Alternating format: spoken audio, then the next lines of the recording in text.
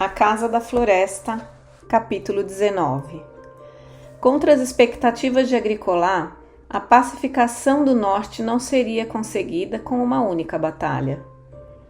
Embora o povo de Roma dançasse nas ruas ao ser anunciado o grande triunfo de Mons Graupius, muita coisa ainda precisava ser feita para garantir a vitória.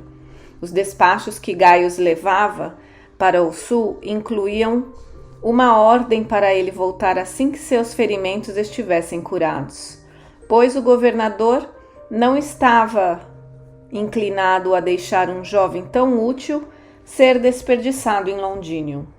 Uma das missões foi visitar o local onde estavam guardando os prisioneiros mais importantes.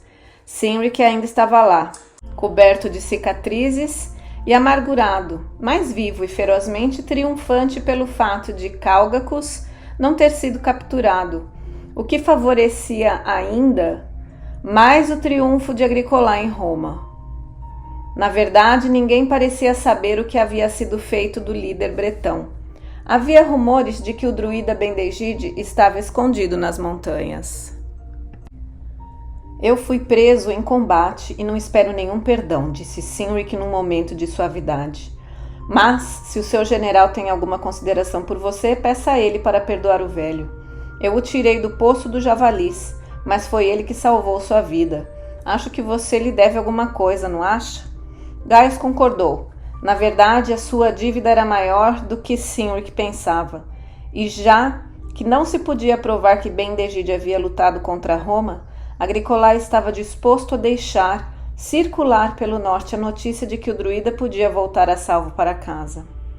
Nestas circunstâncias, só depois que o governador se dirigiu para o sul para preparar o seu retorno a Roma é que Gaius obteve licença para fazer o mesmo.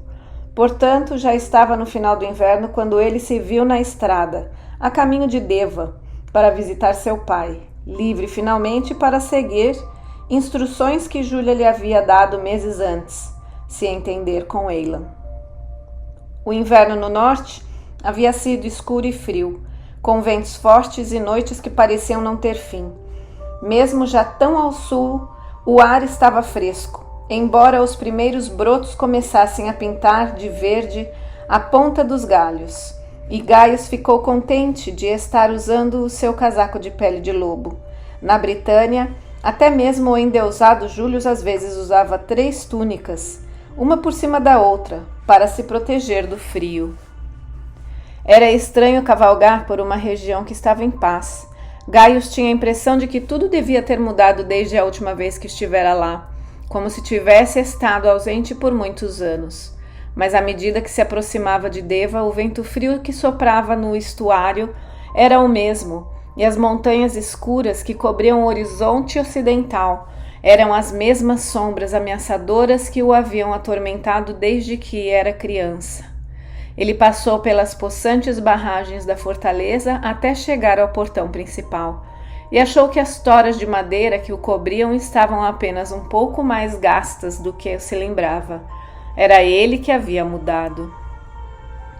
Seus passos soaram no chão de pedra do Paetorium quando se dirigiu para o escritório do pai. Valérius levantou a cabeça quando ele entrou, franzindo a testa por um momento, até que Gaius começou a tirar seus agasalhos. Então sorriu, mas foi quando Marcellus viu do gabinete interno que Gaius percebeu que ele não era o único que envelhecera. Bem, meu rapaz, é você mesmo?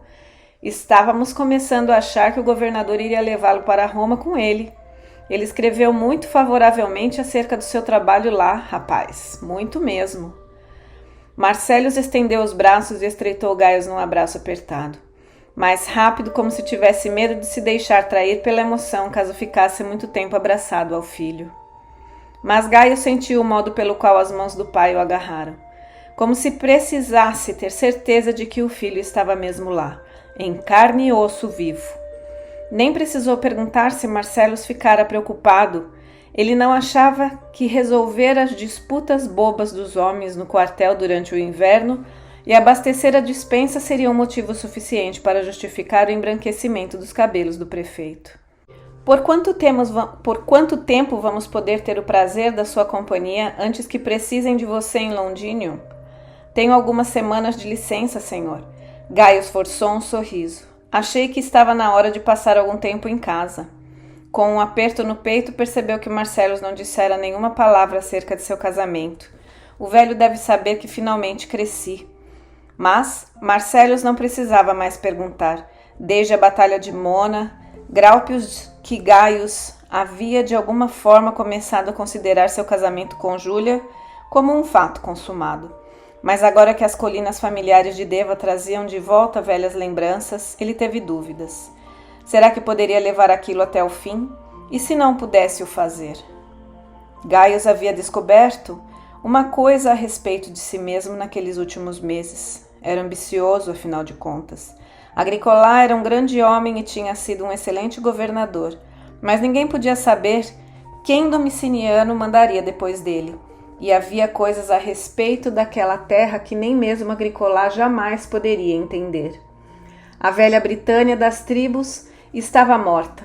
O seu povo teria que mudar e tornar-se romano, mas como um gaulês ou um espanhol conseguiria entendê-lo?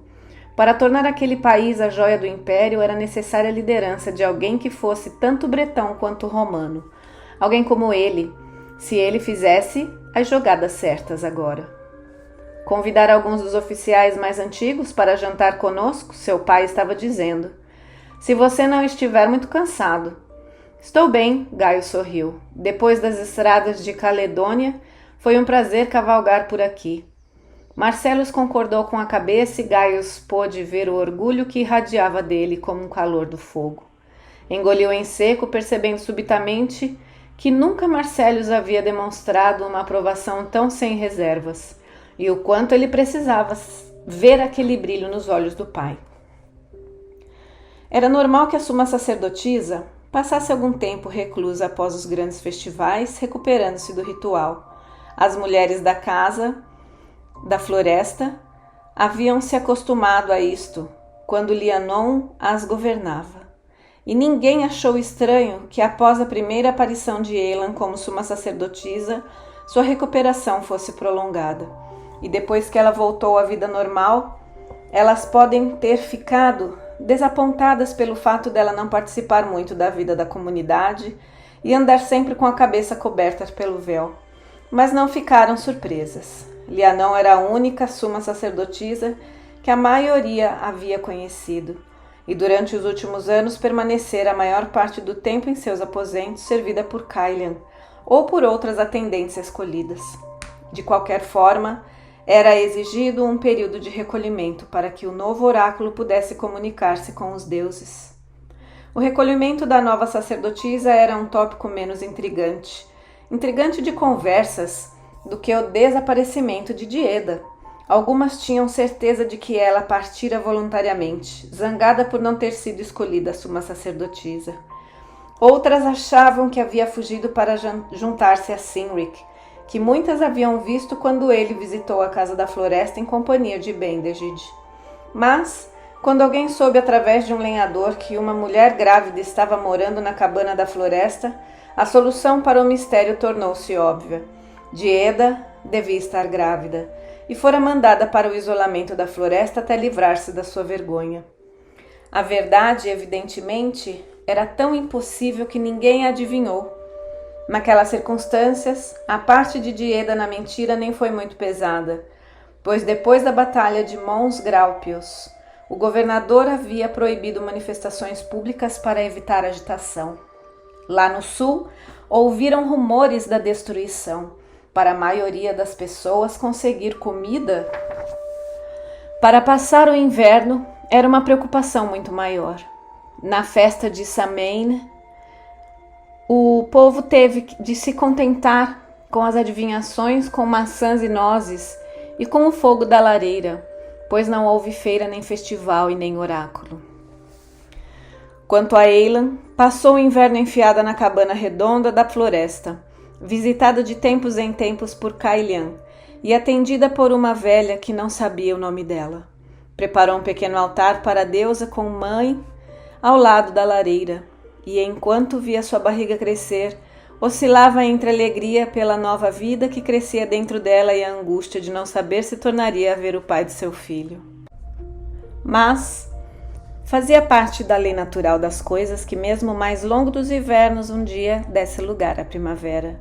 Embora houvesse momentos em que Eilan tinha a impressão de que ficaria grávida para sempre, a festa de Brigantia estava se aproximando, época em que seu filho deveria nascer. Alguns dias antes do festival, Kailan apareceu na porta e, embora nesses dias Eilan chorasse e risse com facilidade, se sentiu tão feliz ao vê-la que achou que ia chorar. Tem pão fresco de centeio que assei esta manhã, disse. Sente-se aqui e me faça companhia na refeição do meio-dia, ela hesitou. A menos que ache que eu a contamino com a minha presença, perjura. Kailan riu.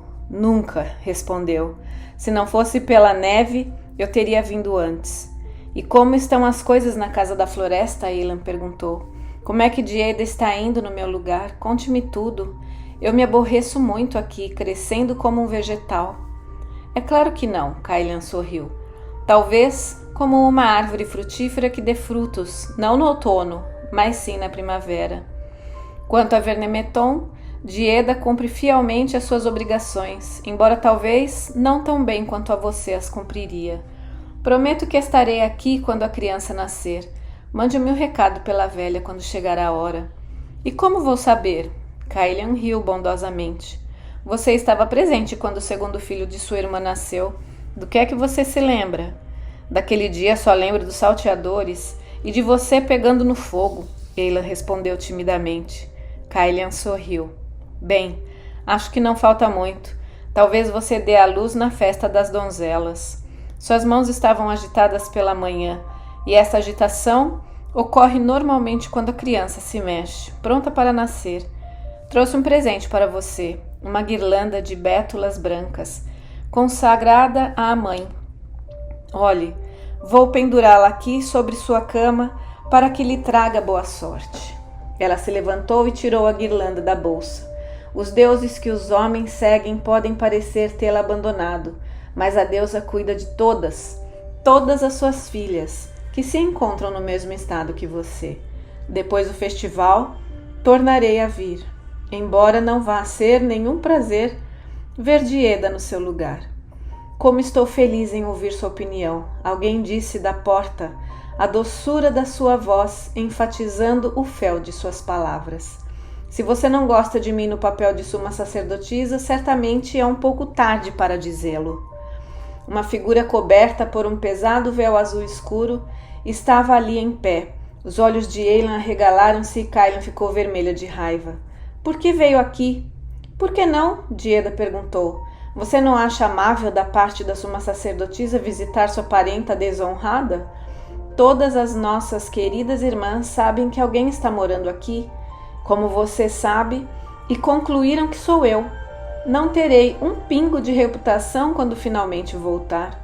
A voz de Eilan tremeu. Você veio aqui apenas para se deleitar com minha vergonha, Dieda? Por estranho que pareça, não. Dieda levantou o véu. Eilan, apesar de tudo que houve entre nós, eu lhe desejo tudo de bom. Você não é a única que está sozinha.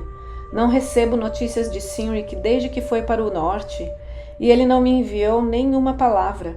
Ele só se interessa pelo destino dos corvos. Talvez, quando esta mentira terminar, eu deva ir para o norte em vez de ir para Iriu e me tornar uma das mulheres guerreiras que servem à deusa das batalhas. Bobagem, Kailan disse secamente. Você daria uma péssima guerreira, mas é uma trovadora talentosa. Dieda deu de ombros.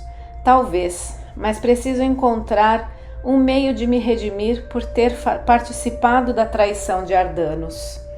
Você acha mesmo que foi uma traição? Perguntou Eilan. Eu não acho. Eu tenho tido tempo para pensar, vivendo aqui, e acho que a senhora permitiu que isto acontecesse à sua sacerdotisa, para que eu pudesse entender a necessidade de proteger todos os filhos dessa terra. Vou trabalhar pela paz e não pela guerra quando voltar. Dieda olhou para Eilan. Falou vagarosamente. Eu nunca desejei ter um filho nem de Cynric nem de outro homem. No entanto, Acho que se estivesse esperando um filho de Cynric, eu me sentiria do mesmo modo que você. Seus olhos brilhavam em lágrimas e ela as afastou com raiva. Preciso voltar antes que aquelas línguas afiadas tenham tempo de inventar muitas histórias. Só vim aqui para desejar-lhe boa sorte, mas parece que até nisso Kylan se adiantou a mim. Ela se virou, tornando a cobrir o rosto com o véu, e antes que uma das duas encontrasse o que responder, desapareceu. Todo dia, ao que parecia, a luz do dia demorava mais tempo. Os galhos floresciam com o retorno da seiva e os cisnes começavam a fazer amor nos pântanos. Embora as tempestades do inverno ainda pudessem castigar a terra, havia a sensação de que a primavera estava chegando. Os homens que trabalhavam na terra tiravam os seus arados das prateleiras, os pescadores começavam a calafetar as suas embarcações e os pastores ficavam fora a noite inteira, nas encostas geladas com os cordeirinhos. Gaius continuou a cavalgar, ouvindo os sons de nova vida ao redor, e contou os dias. Ele e Eilan tinham feito amor em Beltane, e então 9 luas haviam se passado. Ela deveria estar prestes a dar à luz. Mulheres às vezes morriam de parto. Ele viu bandos de aves cruzando o céu, retornando, e soube que, casando-se ou não com Júlia, tinha que ver Eilan mais uma vez. Quanto mais alto subisse entre os romanos, mais poderia fazer por Eilan e seu filho. Se fosse um menino, talvez Eilan o deixasse educá-lo. Ela com certeza não poderia mantê-lo na casa da floresta. Não era uma coisa assim tão impossível. A família de sua mãe havia concordado em desistir dele completamente, deixando-o aos cuidados do pai. Ao cavalgar de volta para a floresta, seus pensamentos davam voltas e mais voltas. Seria difícil dizer a ela que eles não podiam se casar, pelo menos por enquanto. Se Júlia não se desse um filho, bem, ele às vezes achava que casais divorciados eram mais comuns do que os casais no mundo romano. Quando sua posição tivesse assegurada, talvez pudessem casar-se. Pelo menos ele poderia dar ao seu filho um bom começo no mundo. Será que ela acreditaria nisto? Será que o perdoaria? Ele mordeu o lábio, imaginando o que dizer a ela. Mas seu coração batia forte à simples ideia de tornar a ver Eilan, mesmo que fosse à distância, só para saber se estava tudo bem com ela. Evidentemente ainda havia o problema de como conseguiria entrar para vê-la. Finalmente chegou à conclusão de que precisaria confiar nos deuses para ajudá-lo. O legado que comandava a 2ª Legião Adjutrix havia se aposentado no inverno anterior, e só agora seu substituto havia chegado. Gaio sabia que seu pai teria bastante trabalho ajudando um novo comandante a se instalar. Quando anunciou que iria passar uns dias caçando, Marcellus mal teve tempo para se despedir dele. Foi no festival da deusa dos bretões chamada Brigantia, que celebrava o final do inverno, que Gaio tornou a passar a cavalo pela casa das donzelas, bem na hora em que os rapazes se vestiam com roupas de palha e carregavam uma imagem da senhora de casa em casa para dar a sua bênção em troca de bolos e cerveja. Mas aqui ele tinha ouvido dizer: a sacerdotisa, que era a voz da deusa, saía para anunciar ao povo a chegada da primavera. No bosque, antes da aldeia, Gaio vestiu as roupas bretãs que havia levado. Depois juntou-se aos outros que estavam reunidos para esperar as sacerdotisas. Pelas conversas que ouviu, soube que naquele ano a multidão era maior do que o normal. A velha sacerdotisa morreu no último outono. Uma das mulheres disse a ele: e dizem que a nova é jovem e muito bonita. Quem é ela? Perguntou com o coração batendo forte no peito. Ouvi dizer que é a neta do arquidruida, e alguns dizem que a escolha dela não se deveu a um mero acaso. Mas eu digo que o velho sangue é melhor para os velhos costumes, e quem seria mais adequada para este trabalho do que uma cujos antepassados também serviram aos deuses? Eilan pensou. Como seria possível? Teria perdido a criança? Se ela era realmente suma sacerdotisa, como poderia tornar a vê-la? Ele esperou impaciente pelo anoitecer e fez silêncio junto com os outros ao ver a procissão de donzelas vestidas de branco sair do portão de madeira da casa da floresta e se dirigir para eles pela alameda. Na frente caminhava uma mulher esguia com um manto escarlate sobre o vestido branco. Sob o véu fino podia ver o brilho do cabelo dourado. Ela veio coroada de luz e acompanhada pelo som da harpa. Eilan, seu coração gritou. Você pode sentir minha presença perto de você, Eilan. Eu saí da escuridão do inverno, ela disse, e sua voz soava como música. Musical demais, pensou Gaius. A voz de Eilan era doce para ele, mas não tinha aquela ressonância. Chegou mais perto tentando enxergar. A voz dessa mulher soava como se fosse uma cantora treinada. Eu sou portadora da luz e portadora de bênçãos. Agora vai chegar a primavera. Novas folhas surgirão nos galhos e as flores do arco-íris. Que seus animais sejam muito férteis. Boa sorte para sua semeadura. Tomem agora a luz, meus filhos, e com ela minha proteção. A sacerdotisa se inclinou, e eles tiraram da cabeça dela a coroa de velas. Ao baixarem-se para o chão diante dela, Gaius viu pela primeira vez seu rosto em plena luz. Era o rosto com o qual havia sonhado, e, no entanto, mesmo em um único instante de iluminação, soube que não era Eilan. Ele se lembrou, então, de como Dieda cantava bem. Ele se afastou tremendo. Será que a mulher havia compreendido mal? Ou Eilan tinha sido vítima de uma terrível conspiração? Salve a senhora! O povo gritou. Salve a noiva sagrada! Dando vivas, os rapazes encostaram seus archotes na coroa de velas e começaram a formar a procissão que iria carregar a luz para cada choupana e fazenda. Era com certeza Dieda, e ela devia saber onde estava Eilan. Mas ele não podia aproximar-se dela agora. Ele se virou e reconheceu um outro rosto na multidão. Naquele momento, o perigo não significava nada. Caelian, murmurou, eu preciso falar com você. Por misericórdia, onde está Eilan? Ele sentiu os olhos penetrantes dela e ouviu um sussurro. O que você está dizendo? Uma mão forte fechou-se sobre a sua. Saia do meio desta multidão, nós não podemos conversar aqui. Ele foi sem resistir. Pareceu-lhe que se a morte descesse sobre ele, seria bem merecido. Mas quando se afastaram da multidão, parou e virou-se para a sacerdotisa. Sua voz soou baixa e rouca. Senhora Caelian, sei o quanto Eilan a ama. Em nome de qualquer Deus que a senhora estime, diga-me onde está ela. Caelian apontou para o tablado, onde a mulher de véu branco presidia as festividades. Grite e me entregue se quiser, mas não minta para mim, Gaius encarou-a. Mesmo que todas as pessoas que estão aqui jurem que ela é Eilan, eu sei que não é. Diga-me se está viva e bem. Caelian encarou-o de volta com os olhos arregalados, no qual leu espanto, raiva e medo. Depois deu um suspiro e arrastou atrás dela, para mais longe do círculo de luz onde Dieda estava erguendo as mãos, para abençoar a multidão. Ao seguir Caelian para as sombras, Gaius disse a si mesmo que o bolo da sua garganta era causado apenas pela fumaça das fogueiras. Eu devia dizer a eles quem é você para que o matassem, ela disse finalmente. Mas também amo Eilan, e ela já sofreu bastante.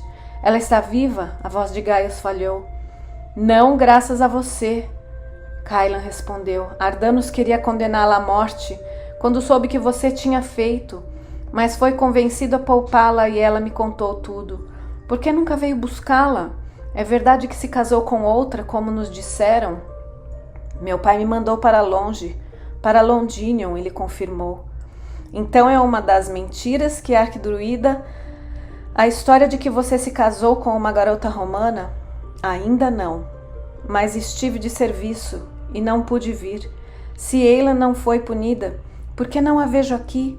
Caelian olhou com desagrado e Gaio sentiu-se murchar. E finalmente ela disse: Você esperava que ela estivesse aqui, dançando quando acabou de dar à luz ao seu filho? Gaius prendeu a respiração. Ela está viva. A criança também? Estava escuro ali, longe das fogueiras, mas teve a impressão de que a expressão severa de Kylan se suavizou. Ela está viva, mais fraca, pois o parto foi difícil. Temi muito por ela. Não me parece que vale a pena morrer por você, mas vê-lo pode ser o remédio que ela precisa. Os deuses sabem que não sou nenhum juiz, mas não me importa a mínima o que Ardanos possa dizer. Venha comigo. Kylan era apenas uma sombra escura na noite quando a conduziu de volta pela alameda, longe da casa da floresta e da colina das donzelas. Quando já não podia mais ver a luz das fogueiras, Gaius perguntou: "Para onde você está me levando?" Eilan não está na casa da floresta, está morando numa casinha bem no fundo da floresta desde que a barriga começou a aparecer. Após um momento, Kylan acrescentou hesitante: "Eu fiquei muito preocupada com ela. As mulheres às vezes ficam muito tristes depois que têm filho, e os deuses sabem que Eilan tem motivo suficiente para estar infeliz. Talvez ao ver que você não a abandonou, ela se recupere mais depressa. Disseram-me que se não tentasse vê-la, ela não seria maltratada", ele protestou. Kylan riu, um som breve e amargo. Ardanos ficou furioso, é claro, aquele tirano malvado. Está convencido de que só se vocês, romanos, pensarem nas nossas sacerdotisas como vestais, é que as protegerão. Mas a escolha da deusa recaiu sobre Eilan, e ele não pôde negar isto. Quando Lianou, no seu último suspiro, sugeriu esta mentira. Kylan não tornou a falar. Após algum tempo, Gaius viu no meio das árvores uma luz brilhando na escuridão. "Lá está a casa." A voz de Kylan soou baixinho no seu ouvido. "Espere nas sombras enquanto eu me livro da velha." Ela abriu a porta. "Que a senhora abençoe, Eilan. Vim fazer-lhe companhia. Anis, eu cuido dela agora, porque você não vai se divertir um pouco no festival." Logo depois, ele viu a velha sair, toda enrolada em xales, e se escondeu atrás das árvores quando ela passou perto dele. Kylan estava de pé na porta, emoldurada pela luz. Fez um sinal e, quando ele se aproximou com o coração aos saltos, disse na direção da luz dourada atrás dela: "Eu trouxe uma visita para você, Eilan." Ele a viu sair para ficar vigiando lá fora. Por um momento, os olhos de Gaio ficaram ofuscados pela luz. Quando conseguiu enxergar de novo, viu Eilan deitada numa cama estreita e ao seu lado um embrulho que sabia que devia ser a criança. Eilan forçou seus olhos a abrirem-se. Ela sabia que era gentil da parte de Kylan ir até lá, mas por que levar uma visita? Não queria ver ninguém, a não ser Kylan, mas sabia que a sacerdotisa devia estar ocupada no festival. Com uma certa curiosidade, abriu os olhos. Uma figura masculina estava de pé entre ela e a luz. Ela segurou-a, a criança, com mais força, instintivamente alarmada, e o bebê gemeu em protesto. Nisto, o homem deu um passo para a frente, e quando a luz bateu no seu rosto, ela soube quem era. "Gaius!" ele exclamou e começou imediatamente a chorar. Ela ouviu enrubescer, arrastar os pés desajeitadamente, sem coragem de olhá-la nos olhos. "Fui mandado para Londinium. Não tive escolha", falou. "Eu queria vir ter com você." "Sinto muito", ela disse, embora não soubesse bem por que estava pedindo desculpas. "Tenho chorado com muita facilidade esses dias." Ele olhou rapidamente para ela e depois para a trouxinha. "Este é o meu filho?"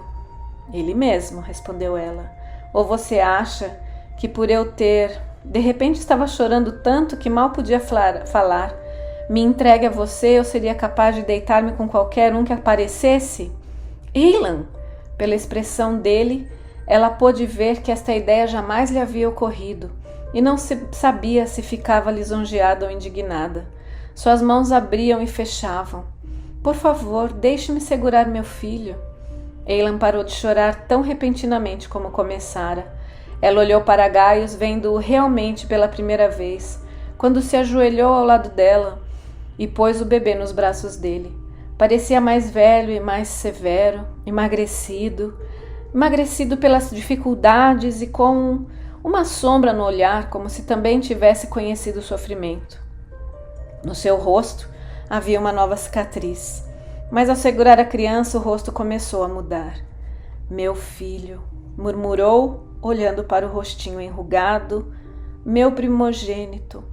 Mesmo que se casasse com a moça romana, pensou Eilan, aquele momento era dela. Quando os olhos azuis do bebê encontraram os do pai e pareceram fixar-se nele, os braços de Gaius apertaram-lhe protetoramente. Suas feições perderam toda a dureza, estava inteiramente absorvido pelo bebê, como se fosse capaz de qualquer coisa para proteger esta criança tão confiante e indefesa em seus braços. Eilan pensou que nem quando estava fazendo amor com ela, ele ficou com um ar tão radiante. Ela reconheceu a face paterna do Deus. Que tipo de mundo vai ser este para você, pequenino? Gaius murmurou com a voz desafinando. Como poderei protegê-lo, dar-lhe um lar seguro? Por um longo momento, ele e a criança pareceram perdidos em mútua contemplação. Então o bebê arrotou de repente e começou a chupar-lhe o polegar. Gaius tornou a olhar para Eilan, e quando ela voltou a deitar o bebê na curva do seu braço, pareceu por mais pálida e exausta que estivesse. Para ele, ela também era a deusa. Então, o que acha dele, meu querido? Falou docemente. Eu o chamei de Gawain, o nome que sua mãe deu a você. Eu acho que ele é lindo, Eilan, sua voz tremia. Como poderei agradecer a você por este presente maravilhoso? Fuja comigo, seu coração gritou. Leve-nos embora para algum lugar onde possamos viver juntos e livres. Mas a luz bateu no anel de sinete que ele usava, e ela soube que não havia este lugar fora do alcance de Roma. Construam um mundo que seja seguro para ele. Ela repetiu as palavras dele. E lembrou-se de sua visão. Nesta criança, o sangue do dragão e o da águia tinham se misturado com a velha linhagem dos sábios. Os salvadores da Britânia viriam desta linhagem. Mas, para que isto acontecesse, ele precisava viver e se tornar um homem. Às vezes me pergunto se isto é possível. O olhar dele voltou-se para dentro e ela viu aquela sombra triste mais uma vez em seus olhos. Você combateu depois que eu o vi, ela disse docemente. Você não conseguiu esta cicatriz em Londinium, conte-me. Você ouviu falar na batalha de Mons Graupius? A voz de Gaius ficou mais áspera. Bem, eu estava lá. À medida que foi despejando a história, numa sucessão de imagens, ela se encolheu sentindo o horror, a piedade e o medo. Eu sabia que alguma coisa havia acontecido, ela disse em voz baixa quando ele terminou. Houve uma noite, uma lua depois de Lugnasda, em que senti que você corria grande perigo. Passei o dia seguinte aterrorizada, mas a sensação passou depois do anoitecer. Pensei então que talvez você estivesse combatendo, mas agora não conseguisse sentir mais nada. Tive certeza de que você havia sobrevivido. Você é parte de mim, meu amado. Se tivesse morrido, eu com certeza saberia. Gaius tomou-lhe a mão. É verdade. Eu sonhei que estava em seus braços. Nenhuma mulher jamais viverá no meu coração como você vive, Eilan. Nenhuma outra mulher pode dar-me o meu primogênito. Mas, sua voz falhou, eu não posso conhecê-lo, não posso casar-me com você. Com o rosto tenso, olhou para a criança. Quando não consegui saber o que havia acontecido com você, disse a mim mesmo que deveríamos ter fugido juntos quando tivemos chance. Eu poderia suportar uma vida sempre em fuga se estivéssemos juntos. Mas que tipo de vida seria esta para você e para ele? Ele estendeu a mão e tocou o rosto do bebê. Ele é tão pequeno, tão macio, ele falou maravilhado. Se alguém tentasse fazer-lhe mal, acho que o mataria com minhas próprias mãos. O olhar de Gaius foi da criança para Eilan, e ele ficou vermelho, como se estivesse envergonhado por sua própria emoção. Você me disse para tornar o mundo seguro para ele, continuou em voz baixa. Do jeito que as coisas estão, só posso pensar numa maneira de fazer isto. mas você vai precisar ter tanta coragem, Eilan, quanto uma antiga matrona romana da República. Naquele momento, nenhum dos dois achou estranho que, apesar dos seus grandes imperadores, os romanos sempre invocassem os dias da República todas as vezes que queriam repetir-se ou referir-se às grandes virtudes. Você está tentando me dizer que vai se casar com aquela romana, Eilan disse secamente. Ela estava chorando de novo. Eu tenho que fazer isto, ele exclamou. Você não vê? Mons Graupius foi o último baluarte das tribos. A única esperança de misericórdia para o seu povo agora está em governantes que sejam ao mesmo tempo romanos e bretões, como eu. Mas minha única esperança de obter poder no mundo romano é através da aliança com uma família importante. Não chore, implorou. Eu nunca fui capaz de suportar as suas lágrimas, minha pequenina. Pense nele.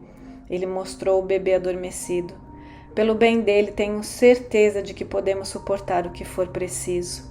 Você não vai ter de suportar o que estou suportando. Ela lutou contra as lágrimas, o que eu já suportei. Você não vai ficar sozinha para sempre, prometo, ele disse. Eu virei reclamá-la assim que puder. E acrescentou velhacamente. Você deve saber que o nosso povo, o casamento não é indissolúvel. Sim, já ouvi dizer isto. Eilan retrucou azedamente, certa de que ele estava se casando com uma família nobre. A união seria tão sólida quanto a família da noiva pudesse garantir. Mas como é ela? Essa garota romana é bonita? Ele a olhou com tristeza. Ela não tem a metade da sua beleza, minha amada. É uma coisinha pequena, mas muito determinada. Há horas em que acho que me jogaram desarmado na arena para enfrentar um elefante de combate ou um animal selvagem, como ouvi dizer que fazem com os criminosos em Roma. Então ela jamais desistirá dele, pensou Eilan, mas conseguiu sorrir. Então você não a ama realmente? Querida, ele disse ajoelhando-se ao lado dela, e o alívio na sua voz deu-lhe vontade de rir. Se não fosse pelo fato de o pai dela ser o procurador, eu lhe dou minha palavra, jamais teria olhado 2 vezes para ela. Com esta aliança, poderei tornar-me um senador, até mesmo governador da Britânia um dia. Pense em tudo que poderei fazer por você e o bebê, então. Gaius inclinou-se para o bebê e mais uma vez seus olhos refletiram um feroz instinto de proteção. Então, sentindo que Eilan o observava, tornou a levantar os olhos. Eilan continuou a encará-lo até ver que ele ficava outra vez sem jeito. Caelian tinha razão, pensou com amarga resignação.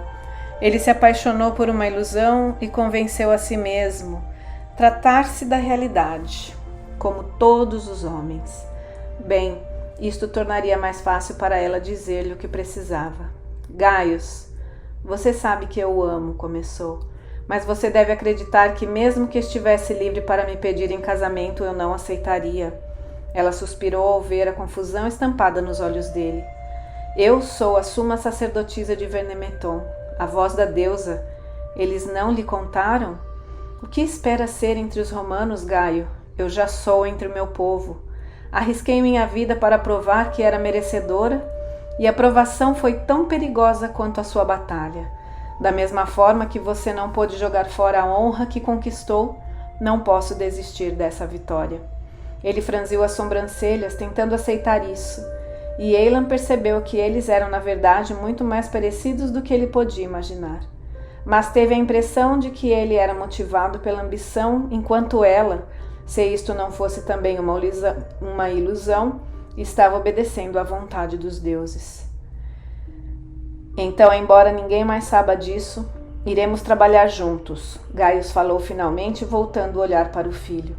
E com um governador e uma suma sacerdotisa como pais, o que este pequenino não poderá fazer? Quem sabe, talvez, ele seja imperador um dia. Com isso, o bebê abriu os olhos, analisando-os imparcialmente com seu olhar vago. Gaius tornou a erguê-lo, embalando-o desajeitadamente. Fique quieto agora, senhor do mundo, murmurou quando o bebê se espremeu, e deixe-me segurá-lo. Diante desta ideia de que uma coisinha tão pequena e cor-de-rosa pudesse crescer e se tornar imperador, seus pais riram.